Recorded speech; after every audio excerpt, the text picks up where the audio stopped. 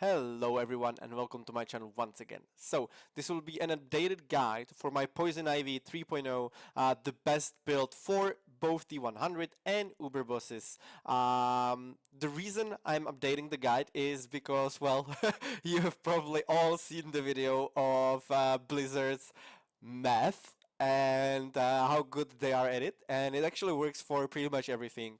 So even though in the patch notes they gave us information that rings will have 10% all resistances, they actually have 12, even though they said that total armor is buffed by 160% on the gear. It's actually more than 400% buff. So yeah, we kind of had to remake the build a little bit. Not too much, not too much. Most of the stuff is still the same. The Paragon Board is still the same, except for 2 points that I actually moved around to reach the armor cap. So let's get right into it, because this is the build with the highest possible damage in the game, while still having all of the defensive caps that we need, flat DR, DR close, DR descent. It has 13,000 armor at all times. Yes, at all times. You don't need disobedience at all. What that means for us is that even if like a corpse bow shoots you from out of the screen, because it's physical damage, you know, you will already be at the cap of the damage reduction, because you won't really need to be in the fight to first stack disobedience. So yeah, that's a huge plus. Another reason I'm doing the update is it seems to be really easy to get uniques and to get 925 item power items. Like, I know people who got all of their items 925 already just by doing world bosses. So unless Blizzard decides to nerf that to the ground, which would be pretty unfair for all the other players and all the new players, then yeah, getting good gear should be super easy this season. So let's just quickly go over it. Nothing has changed in the skill tree. This time around, I included the Harlequin Crest into the build when talking gear, but I will show you how you can easily replace that with Nameless Cowl, or Cowl of the Nameless, whatever. You know what I mean. Or you will after this guide. So I'll show you that as well. You will just lose a tiny bit of DR there, but it's still a very good choice if you don't have the Shaco helmet. So let's get right into it. So your helmet should be Shaco's, yeah, because it not only gives you 4 ranks to all of your skills, it also gives you 20% flat DR, depending on your role there, of course. Then on your chest, what you want is total armor, lightning resistance, DR close, DR distant, and the aspect here is smite. Nothing has changed here except for that we are now using total armor, because it goes up to almost 30% instead of one of the resistances, and I'll explain to you what we had to do to still reach 70% on all of the resistances.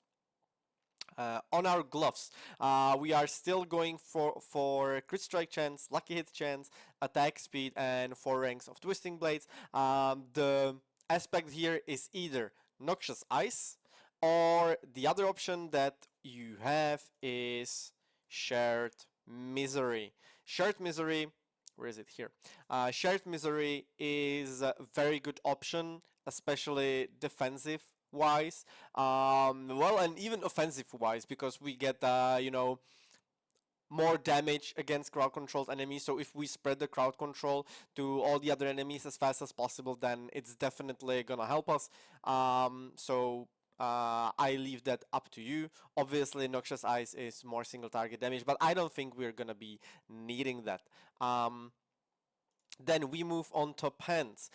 Here we use DR close, total armor again, DR distant, and poison resistance. The aspect here is Umbrous. Nothing has changed here. For our boots, we are still using Penitent Greaves, No other boots in the game are better for twisting blades. So if anyone tells you to just put all of your resistances there, I really don't think that's the way to do it. Though, yeah, like with further testing, I might be proven wrong. But at this time, penitent greaves are just too good. You know, crowd control duration works for us extremely well. Movement speed works for us extremely well. And they got cold resistance. You know, plus obviously they are chilling everything all around us, and frigid finesse is still the strongest damage modifier in the game. So yeah, and obviously the damage increase they give us against chilled enemies, it also work with control, right? Because control only works against slowed or chilled enemies and frozen or stunned enemies. So penitent greaves are just superior to any other choice, in my opinion, at all times. So we definitely want penitent greaves here. Then nothing changes for our two-hander. Damage to crowd-controlled enemies, core skill damage, all stats, and dexterity. The aspect here is accelerating. Unfortunately, max roll is having some issues with the builds, so obviously this is doubled and it's gonna be 50%. Then for our amulet, we are using 3 ranks of all imbuements, 3 ranks of frigid finesse, nothing has changed here. Movement speed, though you can have like energy cost reduction or cooldown reduction, and it will work really well as well. You just, well, be slower. And then total armor again. The aspect here is corruption.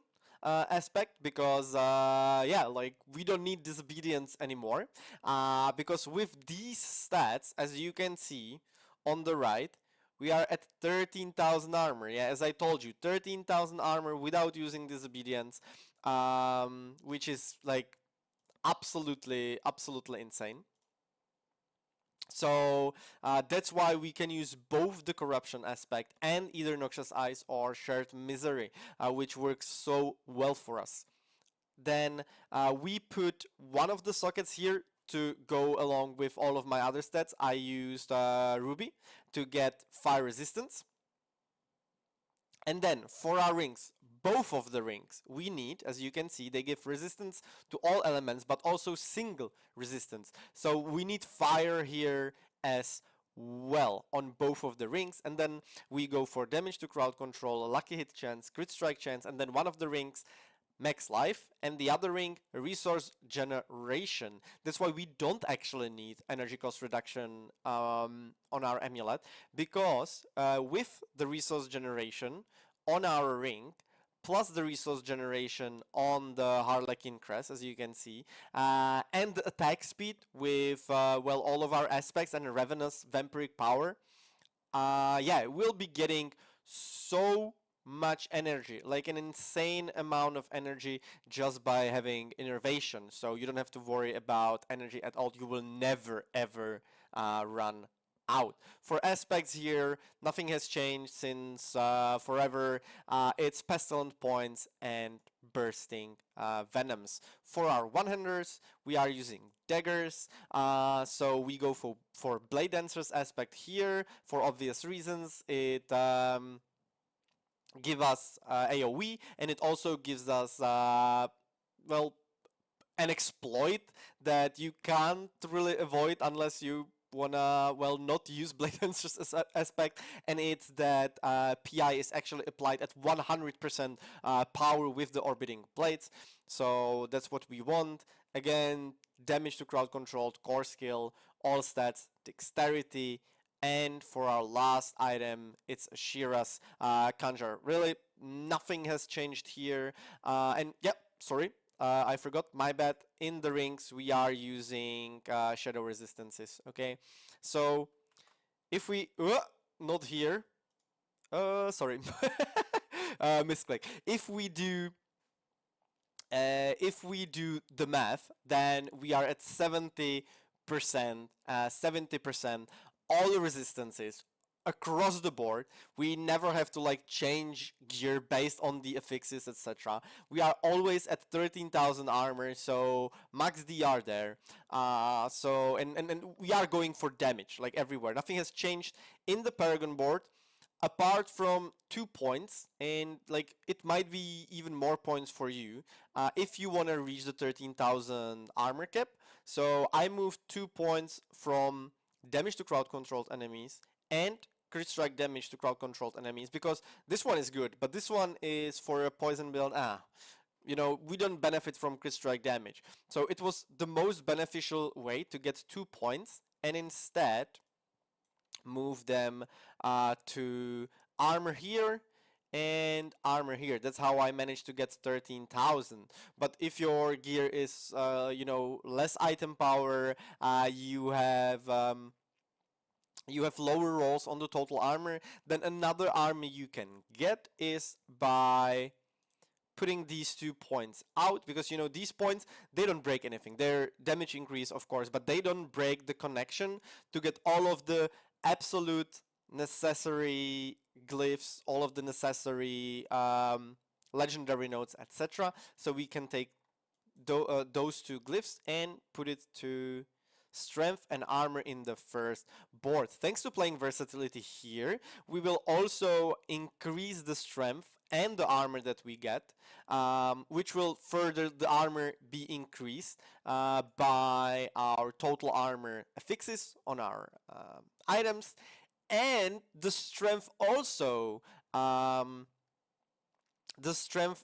increases our armor. So yeah, like this is it. This is it. You have to improvise a little bit with 2 or 4 points to actually reach the 13,000, or like for a while you might be playing with like 12,800 or something, but you don't really have to worry about that. Also, the other reason, or like the main reason why I'm doing the update, is that I finally had time to play the game myself, because obviously the first video was released before the season even came out. So I'm level 65 now, and everything is so much easier. We are so much stronger than we were in season 1, at least while leveling up. Like, you can easily see how much stronger we are. There are also people who already with some other classes killed Uber Lilith at levels 70, etc. So yeah, we are pretty damn strong. So, and I also found out how strong or how important resistances are. Like the difference, like before I put, before I went to the Jewel Crafter and, you know, created sockets for my jewelry and actually put some gems in it for resistances. I was getting so much damage, like I was dying to all of the lightning balls, etc. But once I put it in, like, I felt like I'm immortal. Like, the difference is like day and night. So yeah, resistance is definitely important. Already had the opportunity to test that out. For our Vampiric Powers, still the same as in my previous guide. Flowing Veins, must have. Ravenous, must have. A Curse Touch, must have. The Explosion on low levels is basically instant killing the whole map, so that's nice. But higher levels we still have to wait and see. From what I have heard, from other players who are already pushing higher content like T80 or T90, it doesn't seem to do as much damage, but it's super reliable in, and again, I'm talking from experience, it's super reliable in spreading the Vampiric Curse. Like, you touch an enemy, you know, you just use your basic rotation, in 2 seconds the whole map is cursed. So definitely a must have Vampiric Power. Prey on the Weak for more damage, plus enemies afflicted by our Vampiric Curse are vulnerable, so that's how we do the AoE vulnerable effects. So all of the enemies that we fight at all times are vulnerable, so we can still use the 20% multiplicative damage increase from the stat, which is super strong. And then Resilience. Resilience for more damage reduction, it's super strong, but if the enemies are really as weak as they are while leveling, then we might even use something else. We might go for Undying, which is great for healing, and it would definitely be extremely beneficial for dungeons or affixes with a lot of damage over time effects, because we are basically back to what Rogue was pre-season before the nerf, making our Siphoning Strikes lucky hit. So you are healing so much that you are like always full HP, or like you see the HP going down from the poison, but you're like, you know. So yeah, definitely a strong pick here as well. I'd probably take Undying if my rolls on DR were really good. And I wouldn't need the resilience again. And now I also promised you a change you can make if you don't have Harlequin Crest, because obviously most people won't, at least for a while. So we go back to Cowl of the Nameless. Cowl of the Nameless gives us damage reduction from close enemies. So we actually then just either on our chest or on our pants, instead of damage reduction from close, we use damage reduction flat. Did I misclick? No. Okay, good. So damage reduction flat. So we have flat damage reduction here, flat damage reduction from the might aspect, and till we get Harlequin, we can be using resilience, vampiric power for another flat DR. So extremely valuable. So this is it for the update. Unfortunately, I don't have a written version on like a max roll or some other sites. But if you join the Diablo 4 Sanctuary Discord, that I will include the link for in the description down below, there is my forum, or like there is my channel dedicated to me, to my builds. You can always ask me there, or you can even see the builds before I make the videos, because I tend to share them there before making the video, so that people can already start using them. So thanks for watching, and see you in the next one. The next one, by the way, is gonna be a leveling up guide, because a lot of people have been asking me for that as well. So I'll try to give you just a quick intro to how I am personally leveling up, and how I'm having a lot of fun and doing like high content very easily. So yeah, once again, thank you. See ya.